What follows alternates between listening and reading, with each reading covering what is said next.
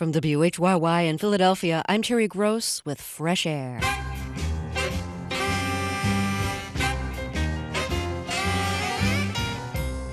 On today's Fresh Air, Country Music Hall of Famer Dolly Parton. She made her debut at the Grand Ole Opry over 40 years ago when she was just a kid and has written thousands of songs, including the Whitney Houston hit I Will Always Love You. On her new CD, she returns to the traditional mountain music she grew up with. Also, book critic Maureen Corrigan reviews The Body Artist, the new novel by Don DeLillo. That's all coming up on Fresh Air.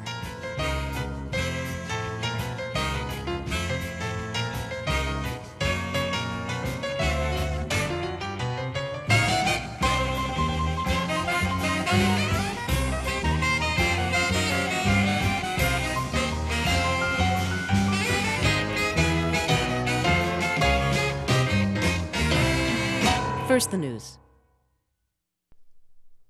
From NPR News in Washington, I'm Paul Brown. President Bush today extended for 2 weeks a Clinton administration order requiring sales of electricity and natural gas to California's cash-strapped utilities.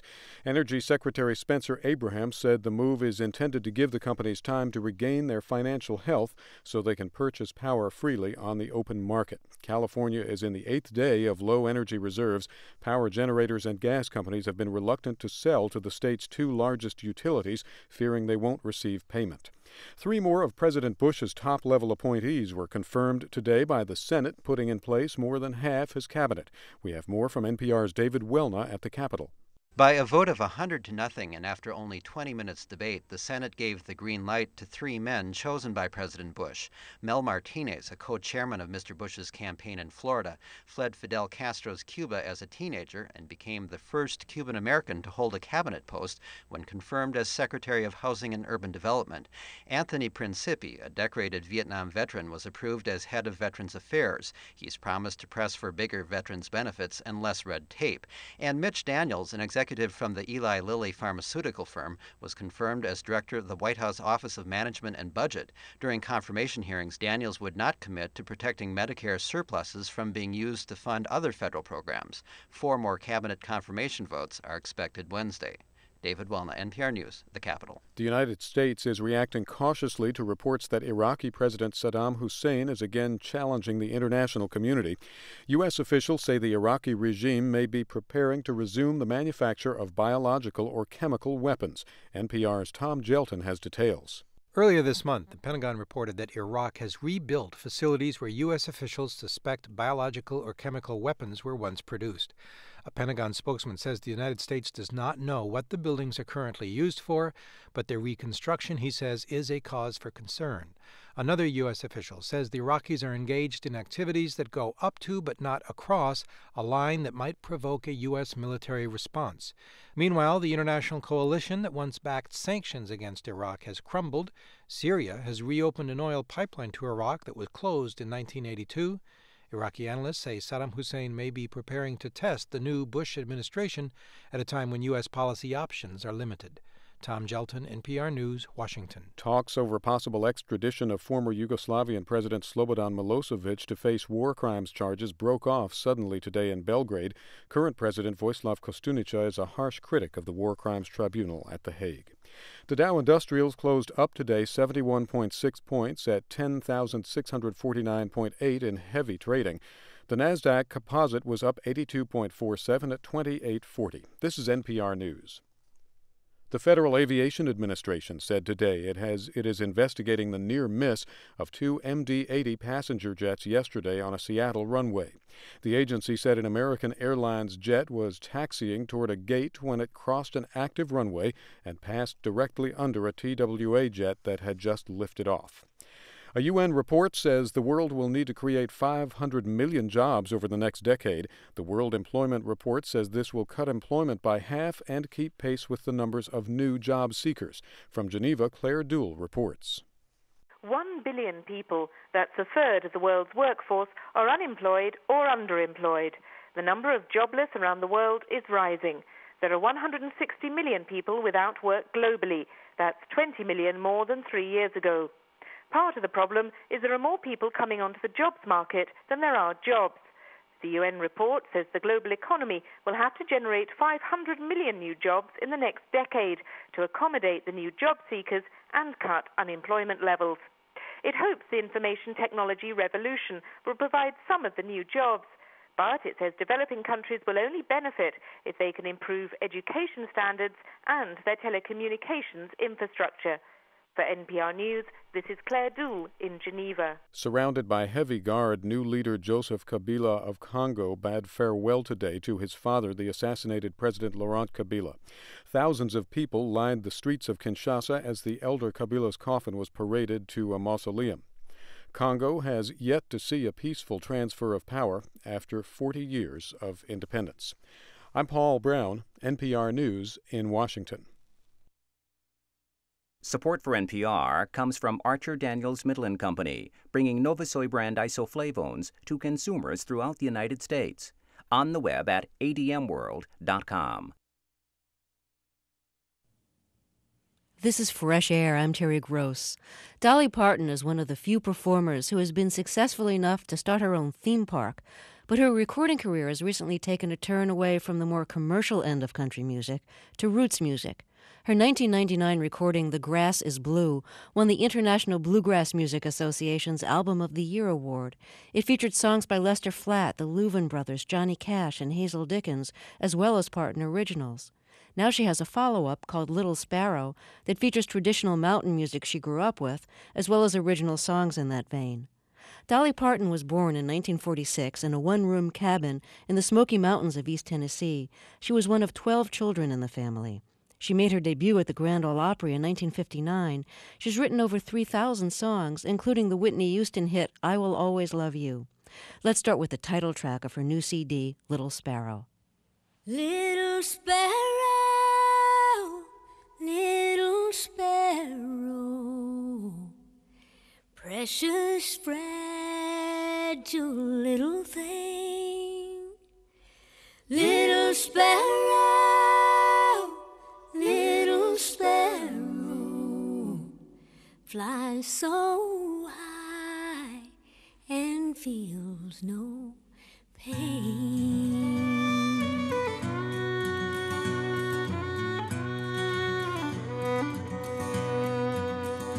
All ye maidens heed my warning, never trust the hearts of men. They will crush you like a sparrow, leaving you to never mend. They will vow to always love you, swear no love but yours will do. Then they'll leave you for another, break your little heart in two. Little sparrow, precious fragile little thing. Little sparrow, flies so high and feels no pain. That's Dolly Parton with the title track from her new CD, Little Sparrow. Dolly Parton, welcome to Fresh Air. Well, thank you. Ain't you glad we started out with something upbeat, like a broken heart? No. But anyway, I thought that would be a good one to start with, since it is the name of the album that I'm out trying to promote, because I need the money, because you know it costs a lot to make me look this cheap. Ha ha. But anyway, thanks for having me on, too. I'm looking forward to spending some time with you. This new CD and your previous CD, The Grass is Blue, they're both traditional music. And I'm interested in why you're heading in that direction now, you know, as opposed to a more almost like show business version of country music. Well, I have always loved this kind of music. I really think this style of music is more suited to my voice. This is the kind of music that I used to sing all my days growing up back in the Smoky Mountains. And this music is really so now people are really into the simplicity of it.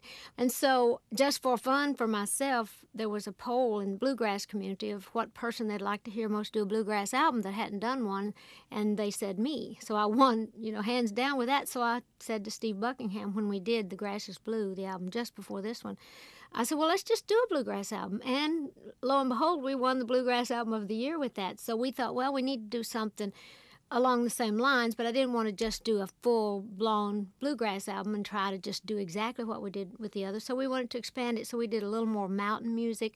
We added a little bit of flavors of some Irish sounds also. So I call this blue mountain music. It's like bluegrass and mountain music, so that kind of seems to sum up what the style is, I think. Now, you were born in 1946 in a one-room cabin in the Smoky Mountains of East Tennessee. What was the music you heard as a child?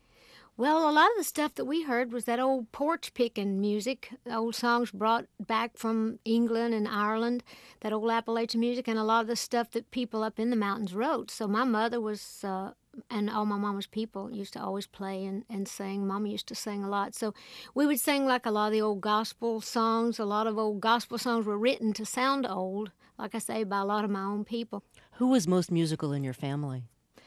All of us. My mother was very musical, and my grandpa Jake, I think, was a preacher, Pentecostal preacher, that I wrote a song about many years ago called Daddy Was an Old-Time Preacher Man. I think he was a music teacher of sorts back there in the hills. I think we really got our talent from Mama's side of the family, although some of my dad's people pick and sing as well. But there's 12 of us kids, as you mentioned, 6 girls and 6 boys, and we all sing and write and play. It's just that I think I've taken it farther. I don't know that I'm near as good as some of the others, but I've been more willing to sacrifice and work a little harder than some of the others might have been willing to do, just because they wanted to have a family and do other things. But there's a lot of talent in this family. Do you remember the first songs that really meant something to you? Yeah, the songs that I used to hear my folks sing back home and stuff Mama used to sing about. She used to tell stories from the Bible and sing a lot of those old-timey songs. But the stuff I used to hear was at church. One of my favorite songs of all time is If We Never Meet Again, This Side of Heaven. And my dad passed away a few weeks ago, and he always loved that song. And of course, I was way too emotional. I'm very sorry. Thank you very much. But I was too emotional to sing at Daddy's funeral, so like later I went up to the grave and just sung it for myself and for Daddy. So anyway, those are the kind of songs that I always loved. And I recorded If We Never Meet Again on an album once from Dollywood, a live album. That album was called Heart Songs, and they are heart songs. So I grew up just loving all those old folk songs of tragedy, like the Two Little Orphans and all that sort of stuff. And someday I hope, and possibly even for my next album, to do an album of a lot of those old mountain true folk songs. When did you start writing songs and realizing that you had an ear for that as well as for singing? Well, I started singing on radio and television when I was 10 years old, but I started playing guitar and writing serious songs when I was about 7. And my mother was always fascinated with the fact that I could rhyme so much stuff. So she used to keep stuff that I didn't remember I had written, and she has stuff in a trunk. And many years ago, she said, here's some stuff you might want to look at. This is stuff you used to write before you could write, before you could write it down, and she used to write it down. So actually, I've been doing it all my life, seriously and professionally, since I was 10. Do you remember any of the songs you wrote as a girl? Oh, I used to write songs about cob dolls. I had this little cob doll, the first song I remember writing. Her name was Tasseltop. It was a little doll that Daddy had burned poker hole eyes in to make eyes, and Mama had put the corn silk hair back on her and made a little dress for her, and her name was Tasseltop. And I did, I think I was 5 or 6, somewhere in there, 7. And it's like, little tiny Tasseltop, I love you an awful lot. Hope you never go away. I want you to stay, and so on and so on. So I just wrote all about her dress and all about her hair. So yeah, I just wrote about everything that that come to mind. Were you writing about tragic love and heartbreak by the time you were 10? Yes, I was. As a matter of fact, I wrote a song. I can't remember exactly how it goes, but it was about a boy getting killed in the war, because we used to hear all those stories back home. And if they weren't singing those sad-ass songs, they were telling stories about it. It's like, and that makes an impression on a little child. So we thought I thought that you needed to write some really songs of tragedy. I thought you had to do that in order to be a mountain singer. And I wonder how it sounded with you as a girl singing these tragic songs. about the same as it does now. My voice ain't changed a lot. Sometimes people say my voice sounds like a little girl singing all these Lord awful songs. It's like this, like Little Sparrow and the Silver Dagger from the other one, and Tender Lie from this one. It's like I love to sing all those sad songs. Well, rare is the singer who can sing as much as you have and not have it roughen their voice.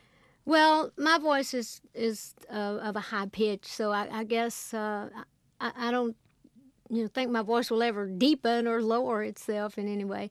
But it's it's one of those voices I hope that'll last a long time, because I hope to be singing even when I'm old. Hope to sit out on my own porch and sing those old folk songs and maybe put them down on tapes and sell them. But anyhow, I just love, and a lot of the songs I write, like for instance on My Blue Tears, a song that's on this album that I wrote many years ago, and we can play that if you want to after this, but I wrote this song, and it really uses a lot of the old English style, like fly ye away from my window, fly ye as far, like the yees and the yays. It sounds old-timey. So I had recorded this song numerous times, but some of my songs I like so well, I think, well, they just seem to fit here and fit there. So it kind of lended itself to that Irish feel. So it's one of my favorites. You want to play that one? Absolutely. But before we do, tell us when you wrote it and where you were in your performing career at the time. Well, I wrote it about 25, 30 years ago, I guess. And I was sitting on a couch in a place where I lived over in Antioch, Tennessee, in one of the first houses that I had after I'd moved to Nashville and had gotten married. And I just remember wanting to write something old-timey, because I was probably homesick or thinking about the old days. And I just started, just singing it. And I was at that time already probably pretty big name with the Porter Wagoner show, and that's where I had started. So I was trying to write songs that would make good records. And when I first did this one, it was more up-tempo, but on this version of it, I slowed it down. Well, let's hear My Blue Tears, written by Dolly Parton, as featured on her new CD, Little Sparrow. Fly away from my window, little bluebird. Fly as far as you can away from here, and let not your song fall upon my ear. Go spread your blue wings, and I'll shed my blue tears. For the one that I have loved, he has left me and gone, and I am in no mood for to hear your sad song.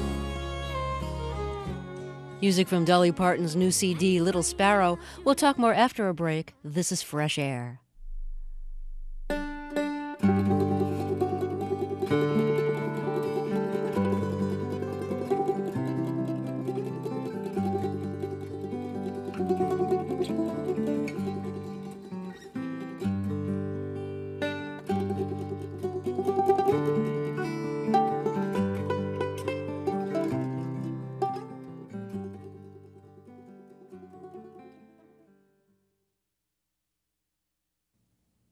My guest is Dolly Parton. Her new CD, Little Sparrow, is a return to the traditional mountain music she grew up with. Dolly Parton, in your autobiography, you said that when you were young, you read everything you could get your hands on: the Bible, the Farmer's Almanac, fairy tales, the Funeral Home Directory. Is that about all there was in the way of books? No, well, there were books at school, but there were so many of us kids, we didn't dare take school books home, because the kids would just chew them up or pee on them or tear the pages out of them. So they'd always tell us not to bring books home, because Daddy'd have to pay for them. But I used to read everything I could get my hands on at school, and fairy tales I loved. So I would, anytime there was a break at school, I could get my hands on a book, on the desk or something, I would read that. I still love books. I read everything. I read all the whatever the hit books are on the bestseller list. I try to read that. People give me gifts, because I'd rather read when I travel on the bus, and when I fly, I'd rather read than to watch television when I'm home. So I just enjoy that. There were 12 kids in your family. Looking at your mother and the life that she was leading and the other women in the family, what did you think the life of an adult woman was going to be for you? Well, I knew it wasn't going to be that.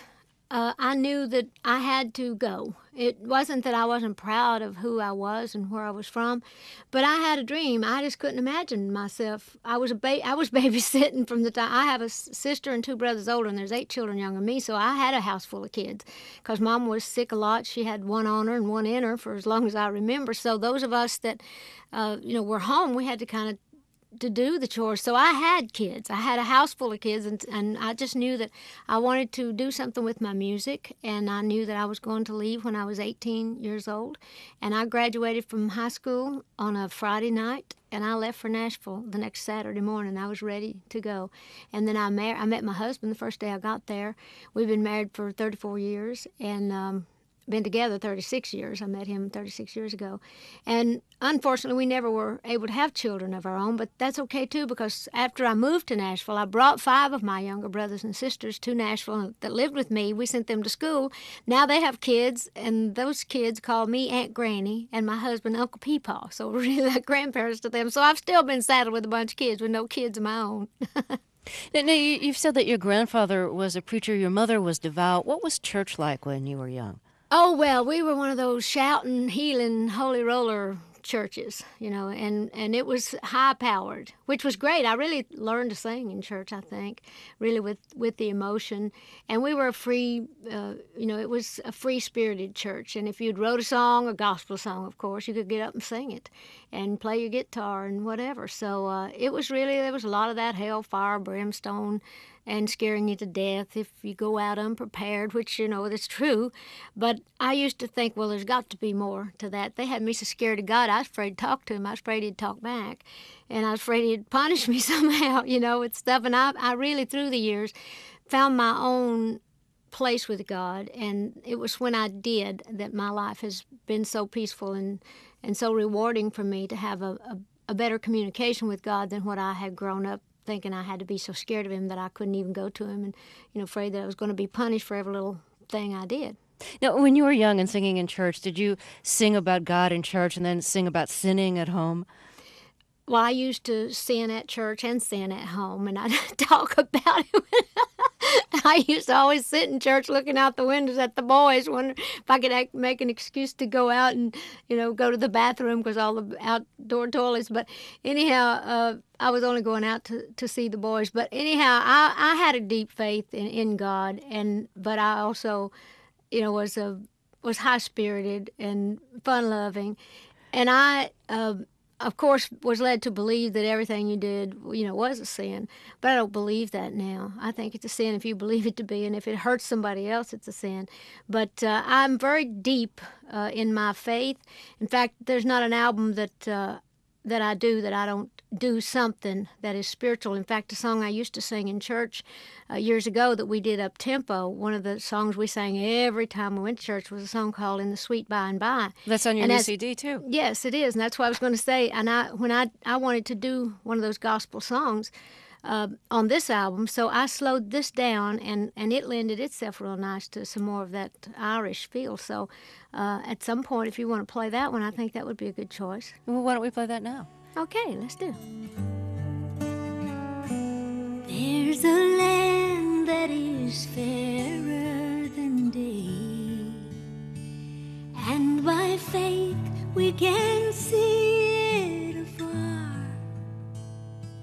for the Father waits over the way to prepare us a dwelling place there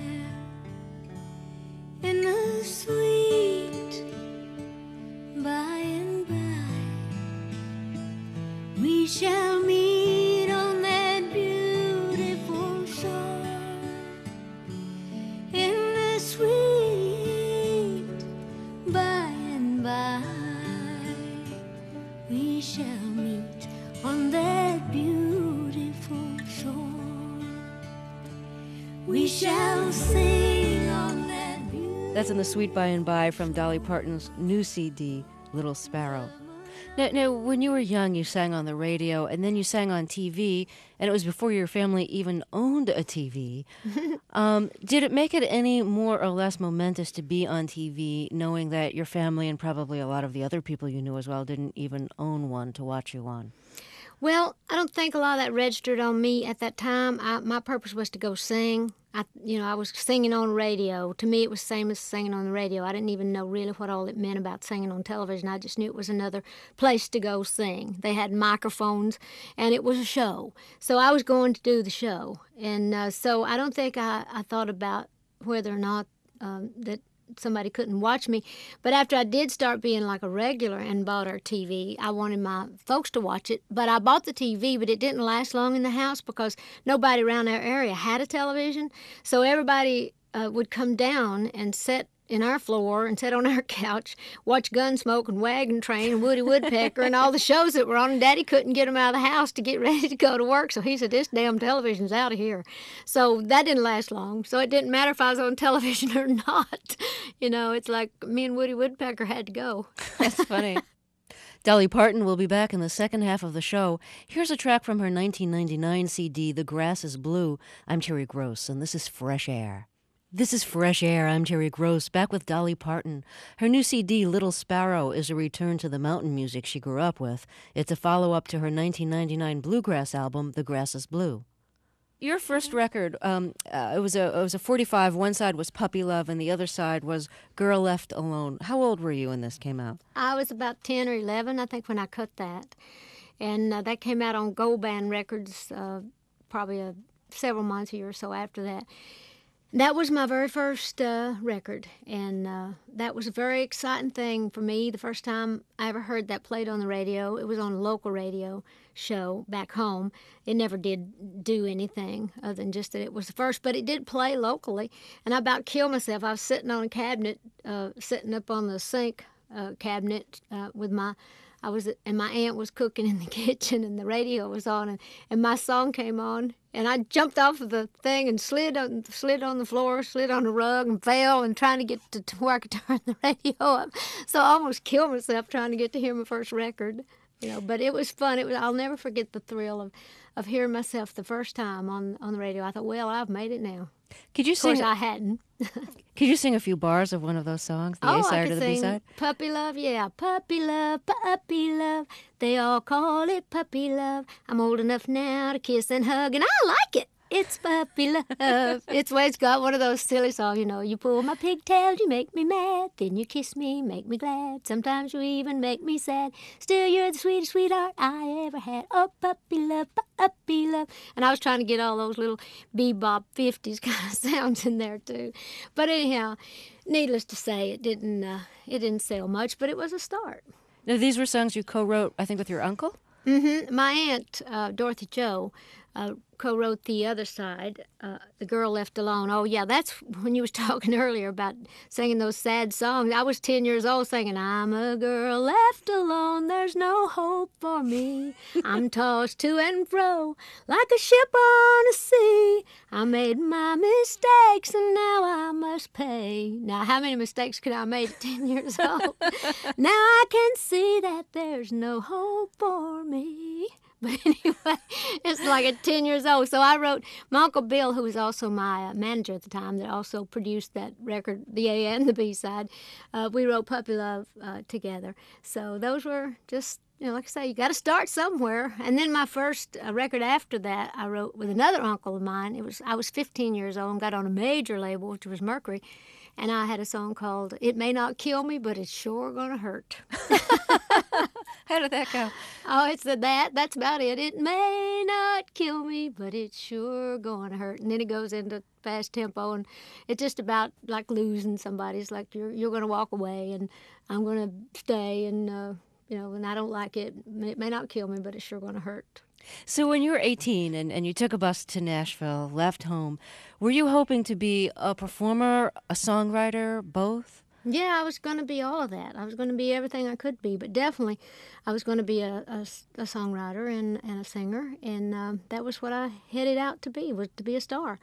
And I vowed that I wouldn't go home until I had something to show for it, and I didn't. But I was very, very homesick, and it was I actually got real lucky, but it was about a year before I really had enough to show for it to think I could go home. And then I got lucky, too. I had a top 10 record on a song called Dumb Blonde, like just because I'm I'm Blonde, Don't Think I'm Dumb, 'cause this dumb blonde ain't nobody's fool. That was my first top 10 record, and I guess that was in about 66, 60, no, that was in about 65, I guess, somewhere in there. So I just knew that that's what I had to do, and that was my destiny. I know now how lucky I was, because I know a lot of people that got there about the same time I did, had twice the talent, still ain't made it. So I know how lucky I've been, and I'm grateful for it every day, because I love what I do. Now, another thing you did early on is that you sent songs to Buddy Killen, the head of Tree Publishing, which is a big country music publisher. And did you get other people to record your songs? Well, I wrote a song with my Uncle Bill Owens, the same uncle that I was talking about. We had the Song of the Year, the BMI Song of the Year in 1966. And Bill Phillips had a song called Put It Off Until Tomorrow, You've Hurt Me Enough Today. And a lot of people through the years have recorded that song. So, yes, so I had different songs recorded by different artists, that being the biggest at that time. And I did write for Tree for a while. Buddy Killen was very good to me. And then Fred Foster, who owned Monument Records, took me over, and I started to write for Combine Music. And record for Monument Records, and that's where I had Dumb Blonde and Something Fishy. I had 2 or 3 top 10 records before I started with the Porter Wagoner Show in 1967. Well, since you mentioned Porter Wagoner, let me play a recording that you made with him in 1968, and then we'll talk about that period of your life. And the song is Just Between You and Me. Who wrote the song? Did you write this? No, I didn't write that, and come think of it, I don't know who wrote that off the top of my head. That's been a few years. Okay, so this is Dolly Parton with Porter Wagoner, recorded in 1968. So I feel so blue, sometimes I want to die. And so I've got a broken heart, so what? They say that time will heal all wounds in mice and men. And I know that someday I'll forget and love again. Just between you and me, I've got my doubts about it. Just between you and me, you're too much to forget. That's Dolly Parton with Porter Wagoner. You performed on his popular TV show for a while and, made several recordings with him. How did you start working with him? Well, Porter had the #1 syndicated country television show in the country at that time. He had a girl on there for many years named Norma Jean, who had become a very big country star in her own right. And she got married, was getting married and moving back to Oklahoma City, and left the show. And that left the spot, so Porter was looking for a girl singer, and I'd had people had been talking about me in town, the new girl in town, and that I had Something Fishy, Dumb Blonde, and a couple of other songs. And so Porter had just got wind of that, and he'd just called me down to his office for an interview. And so I sat down with my guitar and started singing songs that I'd written. And he was very impressed, and I got the job, and that's how that happened. Then we started doing duets together, which we were very successful. I was with the show for 7 years. What did you learn about performing, doing a weekly TV show? Well, you have to learn a lot of things, not just the weekly TV show, but we also went out on the road together, did stage shows. I learned a lot from Porter, watching professional people work like that, as far as how to talk to an audience and how to be comfortable in front of a camera. And I had done TV back home when I was a kid. I had grown up singing on radio and TV back in Knoxville, Tennessee. But you have to learn how to not do silly things because the camera's on you, not pick your nose and stuff like that, or not to scratch your head or nothing, no other parts of your body. So you have to kind of just learn how to be aware that you're on, because people are aware of you. So it's amazing how I'm just like a sponge. I just gather up everything. You don't really realize what all you are learning just by watching professional people work, because a lot of the artists and stars that would come on Porter's show all the time every week, you learn something from everybody. Well, I thought we could hear your original version of I Will Always Love You, which was used again in the movie The Bodyguard and was a huge hit for Whitney Houston. Do you remember writing this song and what you were thinking of when you wrote it? Oh, absolutely. I remember that one. That one was about when I was leaving Porter Wagoner because I had been with him 7 years. I had told him, because see, I had plans to have a solo career of my own. I hadn't planned to get caught up with another group. But Porter's show was very successful, and it was a thing to do. And when I had told him I would stay, I told him I would stay for 5 years because I wanted to go on. But I stayed 2 years longer, but I kept staying, and I kept wanting to go because I felt like I really needed to go out on my own if I was ever really going to have a solo career. And Porter was dead against it. He wouldn't hear of it, and he had a fit. We fought a lot. There was a lot of problems going on, and no matter how I would try to talk to him, I could not make him understand. And I thought, well, why don't you just write a song about him? Just say you appreciate him and you appreciate everything he does and that you'll always love him for everything he's done and that you'll always love him, period. So I just, out of a broken heart of not being heard or anything, knowing I had to make major decisions that would ultimately change my life forever, and his, for that matter, I wrote that song one night out of great grief and depth and just trying to say the right things to say goodbye.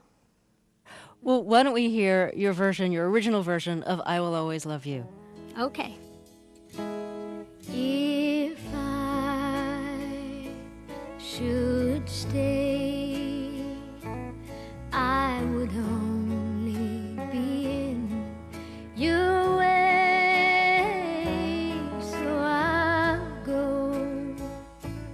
But I know I'll think of you each step of the way.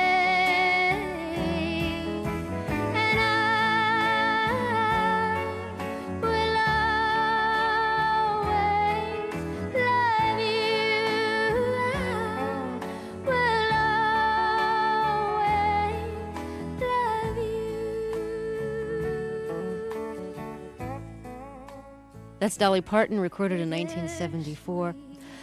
So do you know how this song ended up being used in The Bodyguard?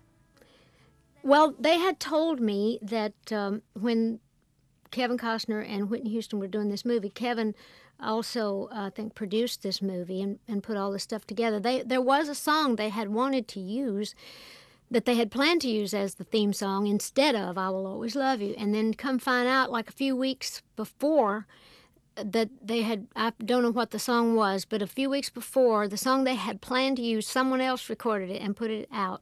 So they were in desperate need of a song to say basically what I Will Always Love You said.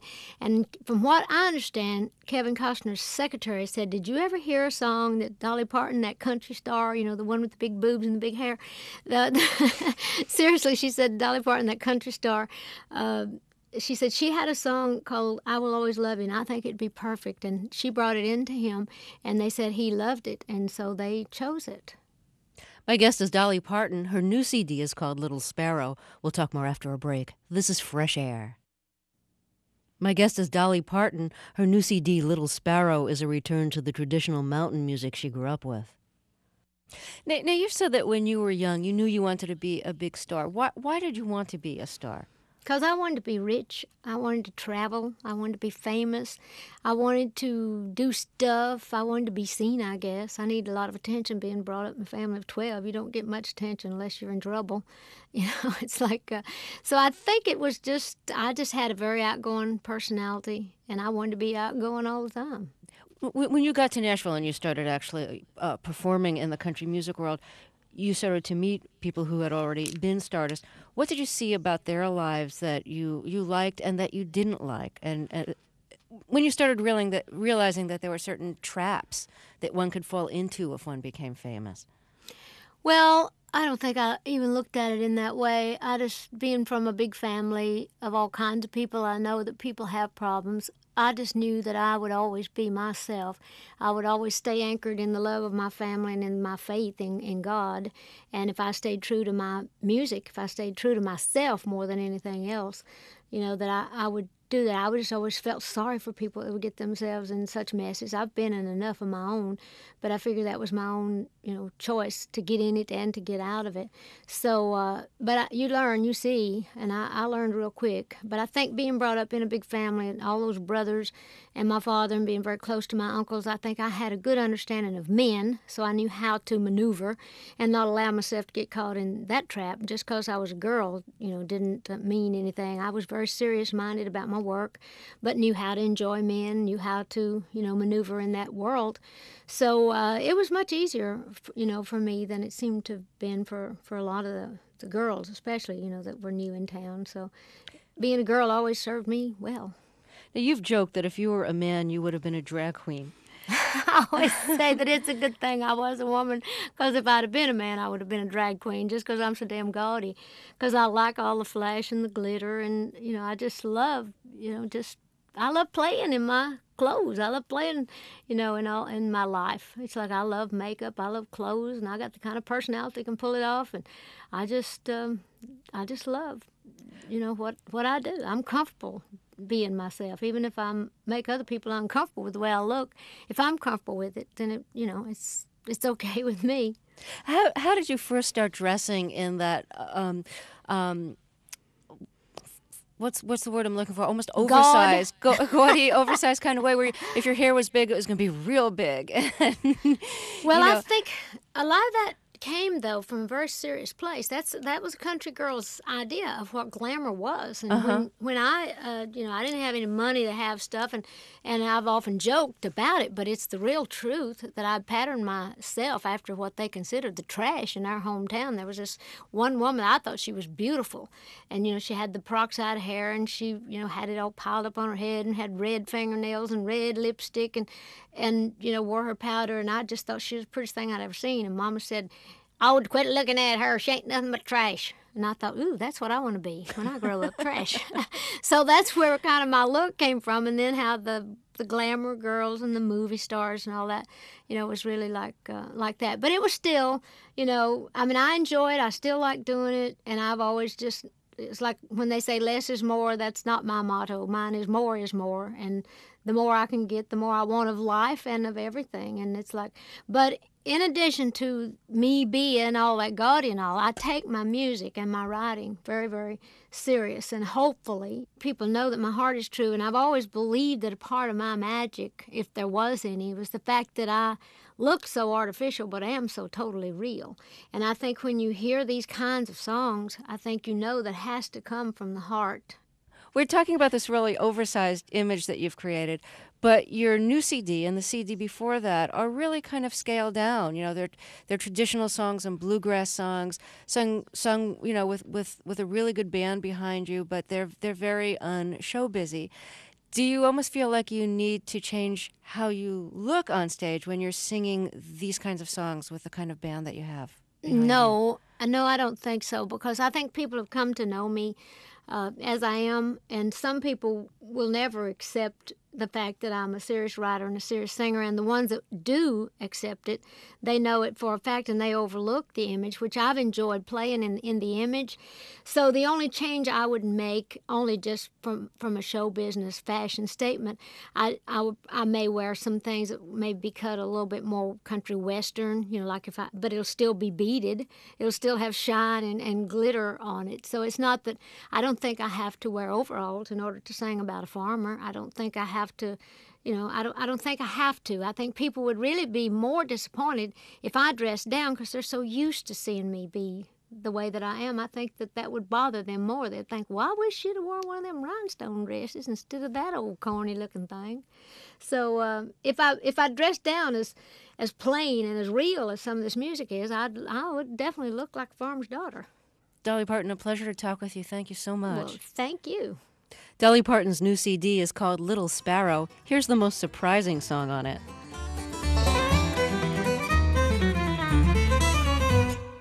I get no kick from champagne. Mere alcohol doesn't thrill me at all. So tell me, why should it be true that I get a kick out of you? Some people go for cocaine. I'm Sure that if I took even one sniff, that would bore me terrifically too. Still, I get a kick out of you.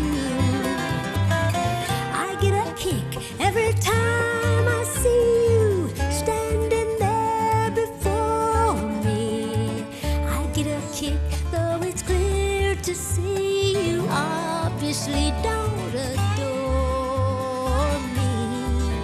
Oh, I get no kick in a plane, flying too high with some guy in the sky's my idea of nothing to do. Still, I get a kick out of you. Yes, I get a kick out of